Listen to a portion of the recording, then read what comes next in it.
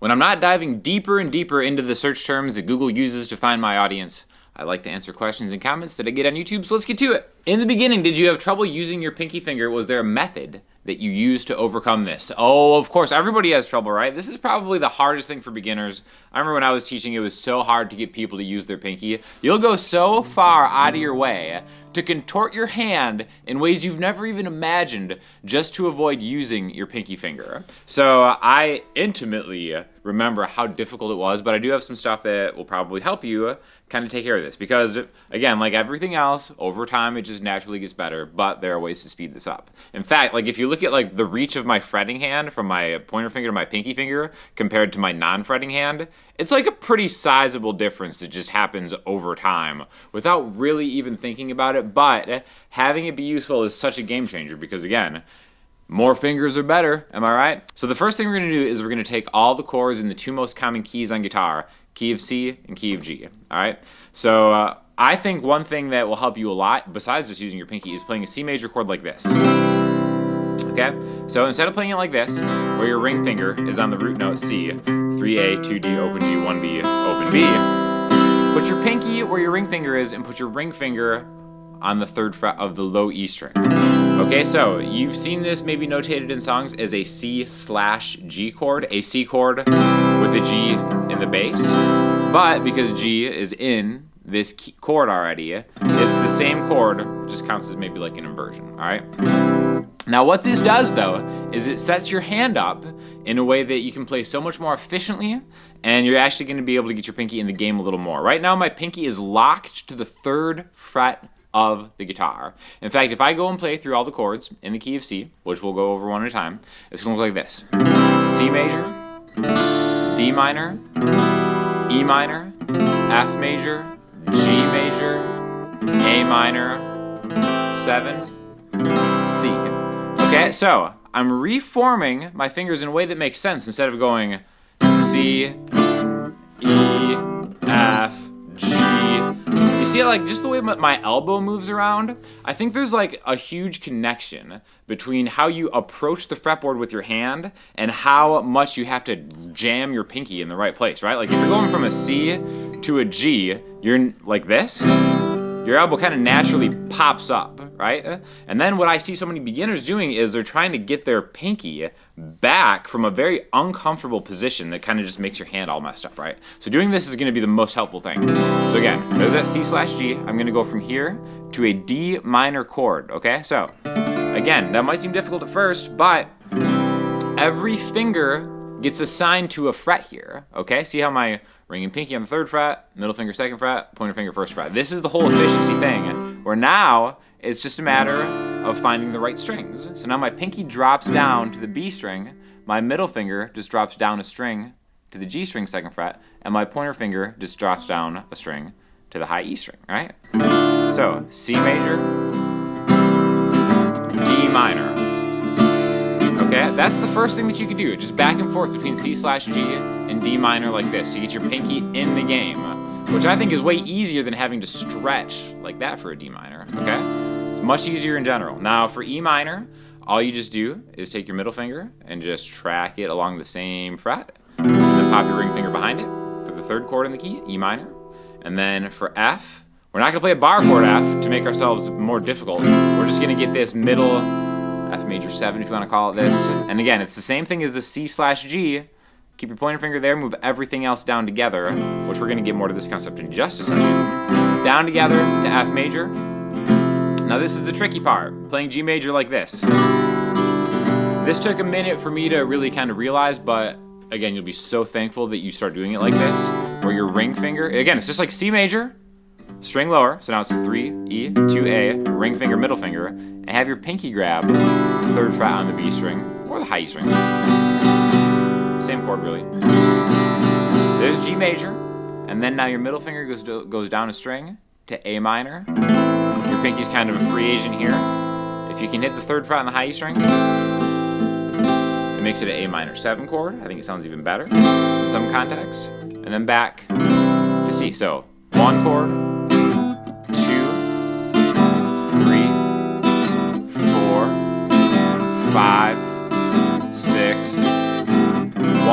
And and I barely had to move my arm. My arm doesn't, my elbow stays locked here the whole time.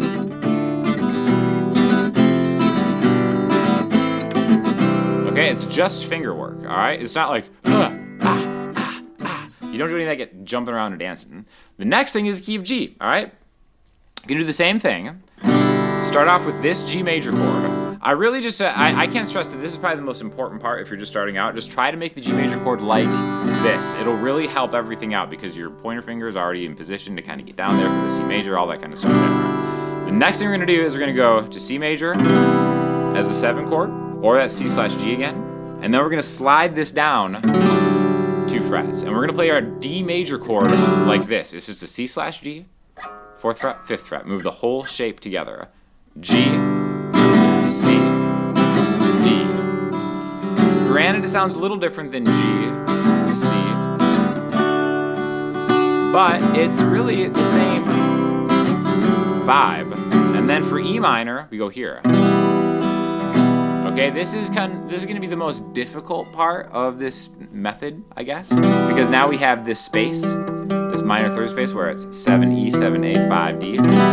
This is going to be our E minor, E minor, E minor. Same chord, different location, all right? So using these are going to help really train that space into your pinky. And then aside from that, there really isn't a better way to practice your stretching than just doing like scales, like that A minor scale. It's a perfect spot, and the guitar is right in the middle. You get the meat of the guitar right there. 5, 7, 8, 5, 7, 8, 5, 7, 9. If that's too much of a reach, start on the 10th fret and play the D minor scale. 10, 12, 13, 10, 12, 13, 10, 12, 14. But all of this stuff will get your pinky in the game, and you'll be happy that you did it. I watch your videos and practice as I take care of my sick mom. She says, oh, he's a hottie. For the record, she's 79 years old with slight dementia, so every morning she says the same thing. Of all the comments I get on YouTube, I think being dementia hot might be one of the finer compliments I've ever gotten. So I keep taking care of mom, and I'll keep putting on my best face. You are a ukulele player, but unfortunately not a teacher. Actually, I'm also a ukulele teacher. I have a whole uke channel if you guys haven't checked it out, which brings us to the sponsor of today's video, Van Gogh. Another great way to maybe practice just getting your fingers in line, like with your pinky, is getting ukulele. These things are so inexpensive. I did unboxings of each of these over on the uke channel, which I will link you to. Again, for under $100, you can get a quality instrument that really gives you a whole new perspective on just like learning chord shapes. I actually did one of my original songs over on the uke channel with this one right here. I love this because it has the secondary sound hole port, and it just has like a sick look. So I will have a link in the description if you guys are interested in buying a ukulele, because again, just getting the different hand shapes and kind of using your pinky might be a little bit easier with a 4-string instrument, and it is a perfect complement to playing guitar. So thank you to Van Gogh for sponsoring the video with these ukes, and let me know if you have any ukulele requests or lessons over on the uke channel, which I will link you to. First video I've seen from you in a while, it's the Return of the King. I never went anywhere. YouTube just only directed you to my channel if you were looking for I Had a Baby Without You or a Hey Shira tier list, whatever that is. Anyways, yeah, I've been making content. YouTube algorithm will only show you stuff that it wants to show you, which is mostly just AI slap these days. So that's why I've started to kind of like resurrect the newsletter thing, where, again, if you want to just kind of stay up to date on videos that YouTube won't show you, I'm going to start doing just rundowns of the videos that have been posted and then just send them in an email if you guys are interested in stuff like that. I'll probably do like giveaways and like, you know, course discounts and stuff over there too. So thank you for considering signing up for the Sean Daniel newsletter. Hi, I love the song. Interesting that you left the pick in the guitar. In other clips, it's not there. So here's a little pro tip. This is on a song I did with Drea with like the Martin uke bass, and I had a couple of guitars in there too. And one of the things that I was doing, it's a song called Polestar, and then there's a lead line that's like, where it's just like the top 3 strings. And then whenever I'm just tracking stuff, just recording and not playing it like live as a performance, I'll actually do a little trick where, okay, I know I'm not gonna use the lower 3 strings. And one thing that sounds cool is when you do like a rake into a note. But when you do that, you kind of risk maybe hitting the open string. So what you can do is you can actually just put your pick in between the lower 3 strings, because I know I'm not gonna use them. And then now I'm gonna get a much cleaner sound on a pick rake because the pick is actually stopping these from really ringing out to kind of get in the way. So if just a little pro tip, if you're ever doing kind of like lead stuff, whether it's acoustic or electric guitar, just put the pick in there and get rid of some of that unnecessary string noise. I unsubbed because I get mad trust fund energy from this guy. Also, it would be a great regret if he were not honest about his primary sexual orientation. Oh, of all the great regrets in life, there's never asking out that girl that you had a major crush on. There's maybe never applying for that job you thought was just out of your reach. And the greatest regret of all, having an opinion on a YouTuber's primary sexual orientation after you unsub from him because of his mad trust fund energy. Listen, I've been trying to have this trust fund energy match a little bit of trust fund reality. One of those fake it till you make it things has not worked out so far, but I'm gonna keep trying. Not quite at the God level of admiration, but bro, you're a gifted instructor. Ask me how I know. I am old, have commented in the past on the speed of your presentation style. Yeah, you explained it. My solution multiple times is to watch at 0.75 speed. Okay, bold question. Are you committed to your Patreon channel? I have almost joined a number of times, but really don't understand what I'm getting. You're smart and young, but first rule of business, make it easier for people to take your money. So the Patreon, yeah, I'm pretty committed to it. I mean, there's hundreds of lessons on there. It's basically like your first 50 guitar lessons is how it started out, which I also have a Udemy course if you'd rather just pay like one time instead of getting like the $12 a month thing on the Patreon. But it's basically every guitar lesson you would ever need. Like your first, I think it's getting close to like 100 guitar lessons. Again, it's like your first 50, which I remember just from like teaching guitar for like a decade, kind of like the progression of things. And then the thing that's unique to the Patreon is I also just teach the entire set list of all the like cover gigs and stuff I've ever played, which is cool because I like teaching songs on the Patreon because it gives you a chance to like go into the music theory, like, oh, this one's actually like, you know, a 1, 6, 4, 5. And being able to talk about popular songs in that context without having to kind of, you know, mess around with like YouTube copyright stuff or, you know, I don't know, just try to like play that whole teaching how to play songs on YouTube game. But yeah, tons of stuff on the Patreon. No one's ever got to the end of it as far as I understand. So I occasionally keep throwing lessons on there. So it's always growing. I'll have a link in the description if you guys are interested. I appreciate it.